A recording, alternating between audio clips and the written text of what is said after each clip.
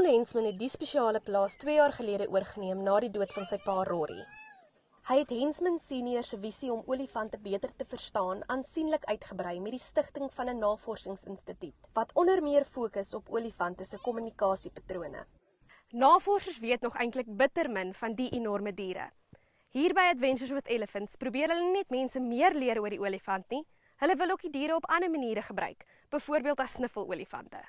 Volgens Hensman is die diere se reuksintuig glo tot 14 keer beter as die van 'n goeie snuffelhond. Navorsers ondersoek verskeie maniere om die olifante te gebruik om bomme uit te sniffel en stropery te help bekamp. What we're trying to do with the elephant is just to get to understand their sense of smell a lot better. We know that they're using dogs and mice and things to find diseases, so cancer and that sort of stuff. So we're looking to try and do the same with the elephant.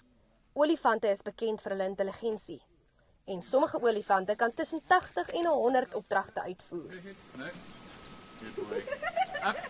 Hy sê die grootvoete in aanhouding sukkel onder meer met erge artritis.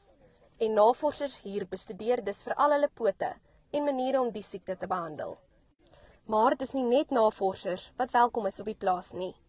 Die trop van 5 olifante verwelkom ook gewone besoekers met oop arms of vriendelike slurpe. En elkeen het boonop sy eie manier van dinge doen. We've got Shan, who's a very serious elephant. She likes to do things as it is by the book. You've got Messina, who's the joker of the group.